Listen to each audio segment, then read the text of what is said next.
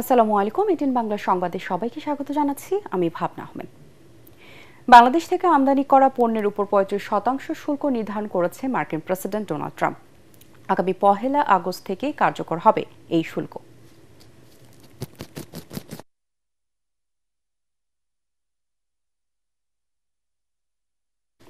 এর আগে এই শুল্ক ছিল 15.5%। সোমবার নিজের সামাজিক যোগাযোগ মাধ্যম ট্রুথ সোশ্যালে এই ঘোষণা দেন ট্রাম্প। সেই সাথে প্রধান উপদেষ্টা ডক্টর মোহাম্মদ ইউনূসকে শুল্ক সংক্রান্ত লেখা একটি চিঠি ট্রুথ সোশ্যালে শেয়ার করেন তিনি। এদিন বাংলাদেশের পাশাপাশি দক্ষিণ কোরিয়া ও জাপান সহ মোট 14 দেশের উপর নতুন করে শুল্ক হার নির্ধারণের ঘোষণা দেওয়া হয়। এর মধ্যে মিয়ানমার ও লাওসে 40, কম্বোডিয়া ও থাইল্যান্ডে 36, সার্বিয়ায় 35, ইন্দোনেশিয়ায় 32, দক্ষিণ আফ্রিকার 30% শুল্ক নির্ধারণ করা হয়েছে। এছাড়া জাপান, দক্ষিণ কোরিয়া, কাজাখস্তান, মালয়েশিয়া ও তিউনিসিয়ায় 25% শুল্ক আরোপ করেছে ট্রাম্প প্রশাসন। এর আগে গত 3 এপ্রিল বিশ্বের বিভিন্ন দেশের উপর পাল্টা শুল্ক আরোপ করেছিলেন ট্রাম্প। সে সময় বাংলাদেশি পণ্যের উপর 37% শুল্ক আরোপ করা হয়েছিল। পরে তা 3 মাসের জন্য স্থগিত করা হয়। ট্রুথ সোশ্যালে শেয়ার করা চিঠিতে আরও বলা হয়, শুল্ক এড়াতে কোনো পণ্য তৃতীয় দেশ হয়ে পাঠালে সেই পণ্যে আরও বেশি শুল্ক বসানো হবে। তবে বাংলাদেশের কোনো প্রতিষ্ঠান যদি যুক্তরাষ্ট্রে পণ্য তৈরি বা উৎপাদন করে তাহলে কোনো শুল্ক আরোপ করা হবে না। বাংলাদেশ যদি এই শুল্কের বিরুদ্ধে পাল্টা কোনো ব্যবস্থা নেয় তাহলে শুল্ক আরও বাড়ানোর হুঁশিয়ারি দিয়েছেন ডোনাল্ড ট্রাম্প। মার্কিন যুক্তরাষ্ট্রে পণ্য রপ্তানির উপর শুল্ক কমিয়ে আনতে অন্তর্বর্তী সরকার কাজ করছে বলে জানিয়েছেন প্রধান উপদেষ্টার প্রেস সচিব শফিকুল আলম। ট্রাম্পের প্রশাসনের শুল্ক আরোপের পর গণমাধ্যমকে দেওয়া তাৎক্ষণিক প্রতিক্রিয়ায় তিনি মন্তব্য করেন। শেখ মুশিরুদ্দিন খুবই, আমি বলবো যে বাংলাদেশের যারা যে সমস্ত বিজনেসম্যান খুব ব্রিলিয়ান্ট, বিজনেসের উপর যাদের ধারণা আছে, আইডিয়া আছে, বাংলাদেশের ট্রেডের উপর যাদের, উনি তাদের মধ্যে একজন। আর ডক্টর খলিলের ওনার বাইরে উনি 30 বছর ধরে উনি ইউএন সিস্টেমে ছিলেন, এই বিষয়গুলো উনি খুব ভালো জানেন। আমরা যেটা চেষ্টা করছি যে আমাদের জন্য যেটা ফেয়ার ডিল হয় আমরা সেটাই চাবো। জুলাই সনদ নিয়ে টালবাহানা শুরু হয়েছে বলে মন্তব্য করেছেন জাতীয় নাগরিক পার্টির আহ্বায়ক নাহিদ ইসলাম। তিনি হুঁশিয়ারি দিয়ে বলেন, জুলাই শহীদের রক্তের সাথে বেইমানি করে যদি সরকার বা অন্য কোনো পক্ষ টালবাহানা করে তাহলে আবারও রাজপথে আন্দোলন গড়ে তোলা হবে। জুলাই পদযাত্রার অংশ হিসেবে সোমবার সন্ধ্যায় সিরাজগঞ্জ শহরের মুক্তির সোপান চত্বরে পথসভায় দেওয়া বক্তৃতায় তিনি এ কথা বলেন। এ সময় নাহিদ ইসলাম জানান, ফ্যাসিবাদ ব্যবস্থার বিলোপ ঘটিয়ে নতুন রাষ্ট্র ব্যবস্থা প্রতিষ্ঠায় এনসিপির আগামী লক্ষ্য।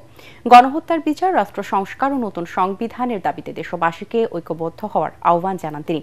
এই পদযাত্রায় জাতীয় নাগরিক পার্টির মুখ্য সমন্বয়ক নাসির উদ্দিন পাটোয়ারি, সিনিয়র যুগ্ম সদস্য সচিব ডক্টর তাসনিম জারা, যুগ্ম সদস্য সচিব মাহিন সরকার, উত্তরাঞ্চলের মুখ্য সংগঠক সার্জিস আলম সহ কেন্দ্রীয় ও স্থানীয় নেতৃবৃন্দ উপস্থিত ছিলেন। মাসব্যাপী জুলাই পদযাত্রার অংশ হিসেবে আজ কুষ্টিয়া ও মেহেরপুর সফর করবেন এনসিপি নেতৃবৃন্দ। বাংলার আকাশে সংকট ঘনীভূত হচ্ছে।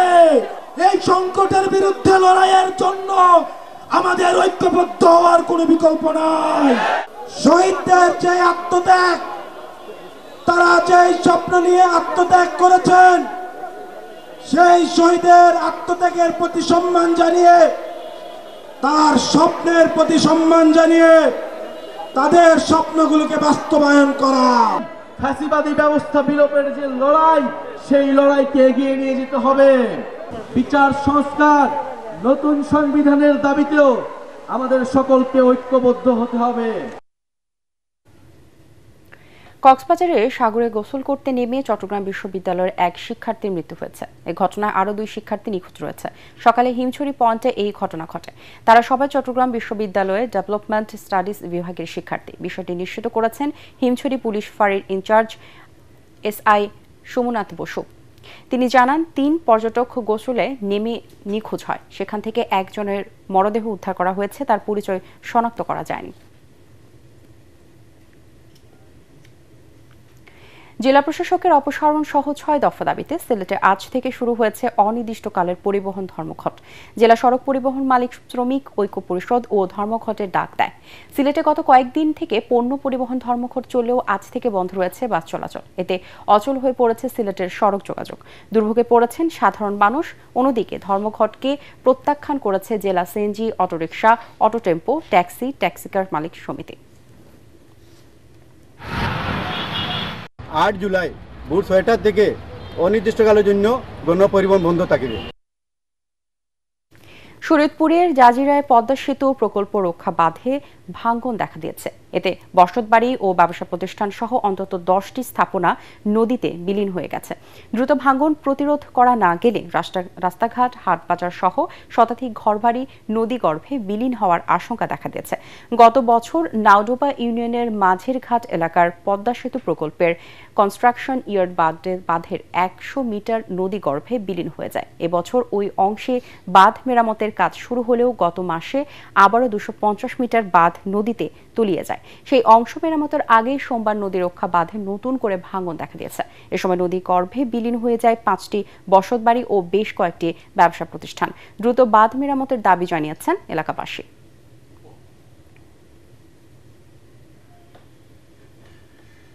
খেলার খবর, নিজেদের সেরাটা দিয়ে শ্রীলঙ্কার বিপক্ষে ওয়ানডে সিরিজে জিততে চায় বাংলাদেশ। পাল্লে খেলেতে সিরিজের শেষ ম্যাচে মুখোমুখি হওয়ার আগে সংবাদ সম্মেলনে এমনটা বলেন ব্যাটার তানজিদ হাসান তামিম। এ সময় লঙ্কান ব্যাটিং কোচ তিরিনা কান্দাম্বি জানান, টাইগার স্পিন অ্যাটাক সামলানোটাই তাদের জন্য চ্যালেঞ্জ। বিকেল 3টায় মাঠে নামবে দুদল।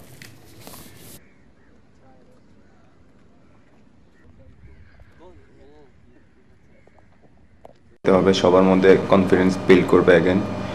অলমোস্ট আমরা লাস্ট ম্যাচ জিতার পরে ওইটা বিল্ড করতেছে, সবাই হাসি খুশি আছে। সো ইনশাল্লাহ আমরা চেষ্টা করবো আমাদের জিতার। সো আমরা আমাদের বেস্ট এখানে ট্রাই করবো। We knew that we discussed about it because they have bowled really well during in the middle overs, all three spinners.